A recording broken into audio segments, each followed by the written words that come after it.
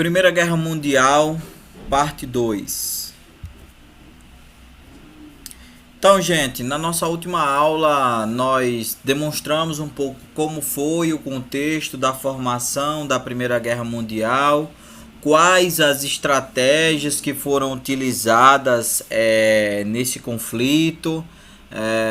E aí a gente precisa agora tratar apenas de algumas características e depois passarmos a pensar como é que esse conflito acabou.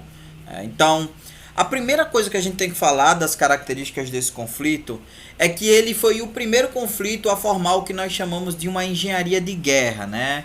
E o que é uma engenharia de guerra? É justamente quando um ramo, né, da engenharia passa a se dedicar especificamente a construir ferramentas, mecanismos, máquinas que pudessem auxiliar na guerra, né? Aí vocês podem ver algumas máquinas que surgem na Primeira Guerra Mundial ou que vão ser utilizadas na Primeira Guerra Mundial, né? De um lado você tem, acima, do lado esquerdo você tem os Zeppelin, né? Que são dirigíveis, né? Esses balões dirigíveis e que eram utilizados às vezes para jogar, para fazer torpedeamentos ou às vezes até mesmo para jogar pedras, pedregulhos nas linhas inimigas.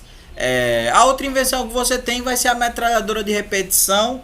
Essa invenção ela acelera o processo, na verdade ela aumenta o estrago do conflito bélico, né? Justamente porque você não precisa mais esperar um certo tempo recarregando os armamentos, mas você pode utilizar a repetição, o disparo em repetição como forma de aumentar as baixas no campo inimigo.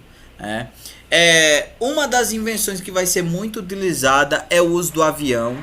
Isso inclusive vai causar um entristecimento gigantesco ao Santos Dumont, que foi o inventor, né, do avião. Basicamente ele constrói um avião com o sentido de dar um som, de permitir ao homem a realização de um sonho, que era voar como os pássaros, mas acaba se utilizando esse mecanismo, essa ferramenta, como uma forma de causar mortes, de causar baixas, né? Fato que vai entristecer muito aí o criador dessa invenção. Você vai ter também a criação dos primeiros blindados, né? Os veículos blindados vão ser cruciais, porque é a partir deles que vai haver a possibilidade de se aproximar das trincheiras, e inclusive usar eles como forma de transpor as trincheiras. Então, tanto os blindados como os tanques foram por demais importantes nesse momento. Você vai ter também o surgimento dos encouraçados, né? Os encouraçados são navios que podem ser utilizados também no conflito bélico, e vão fazer parte desse processo que essa guerra que tem uma aceleração, né? Que tem uma violência que as outras guerras não tiveram, as guerras anteriores não tiveram, né? Inclusive você vai ter aí uma guerra que vai ser uma guerra química, né? Vai se desenvolver substâncias que podem afetar, né, através do ar, principalmente os grupos inimigos, né? Inclusive a guerra química, né? Esse conflito da Primeira Guerra Mundial vai justamente motivar a criação do Tratado de Genebra, né? Que é um tratado que vai justamente criar uma lei para as guerras, né? Inclusive dizendo que tipo de armamento é possível, que tipo de armamento não é possível, né? Então, por exemplo, o lança-chamas, que foi utilizado com muita frequência na Primeira Guerra Mundial, ele é banido, né, das armas que podem ser utilizadas em guerra, né? Justamente por causa da violência que ele causa à pessoa que é atacada, né? E essa pessoa pode ser que nem chegue a óbito. A guerra química do mesmo jeito, né? Substâncias químicas vão ser banidas, né, dos conflitos de guerra, de maneira que a utilização, né, desses equipamentos pode levar os utilizadores a um julgamento coletivo, né, a serem implicados no que eles chamam de crimes de guerra. Uma outra coisa que chama atenção é a participação das mulheres, né? A gente fala muito na guerra, né? Fala muito nos homens que foram para o campo de batalha, mas a gente, por exemplo, não percebe o papel das mulheres nesses conflitos. E isso está localizado principalmente aonde?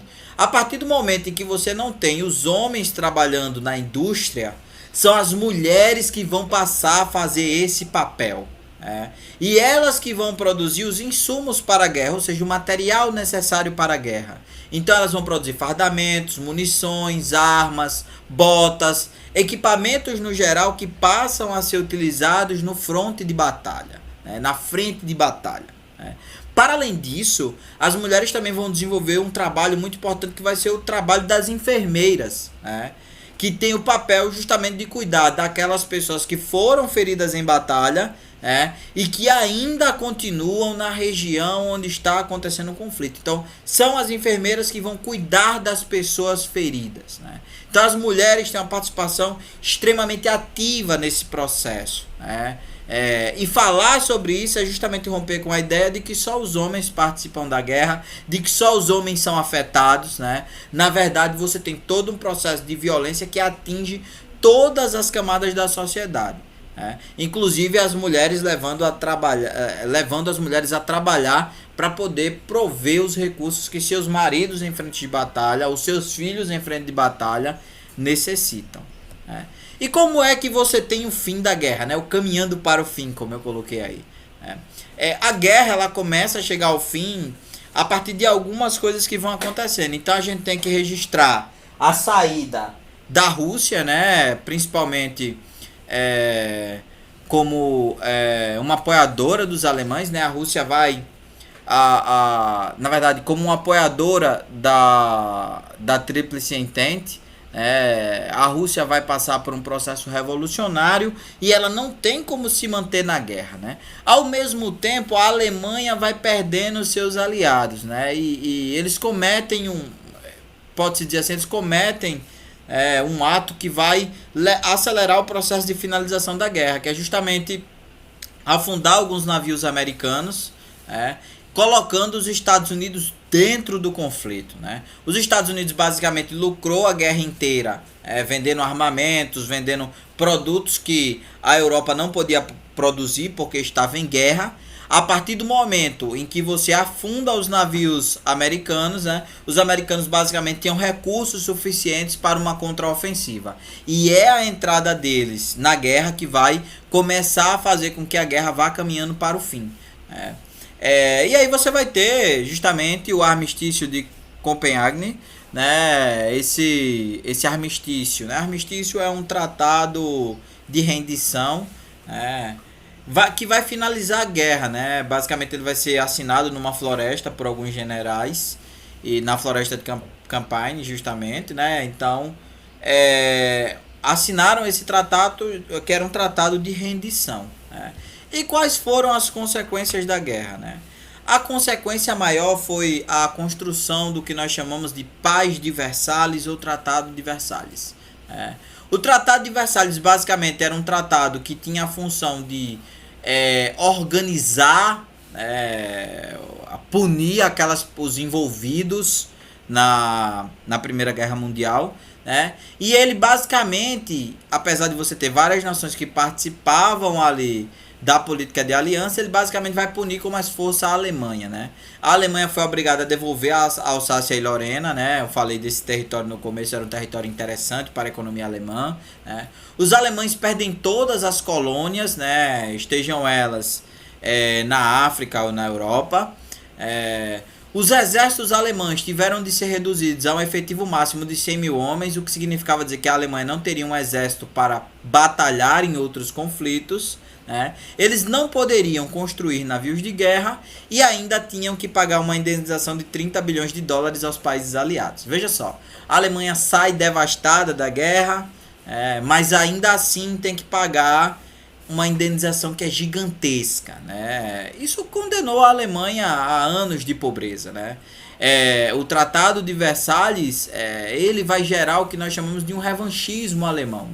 Os alemães vão ficar extremamente irritados com os franceses por causa dessa decisão, e vai fazer com que, por exemplo, o nazismo ganhe força na Alemanha, que o nazismo se constitua enquanto um grande partido político que vai colocar o Hitler como seu principal porta-voz.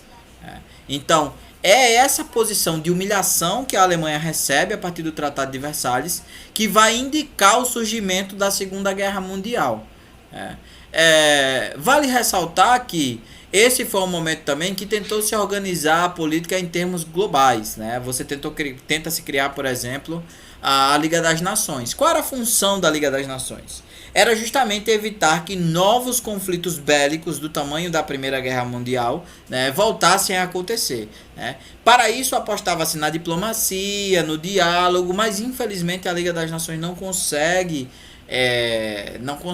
a ênfase que se pretendia, e fato que vai gerar a Segunda Guerra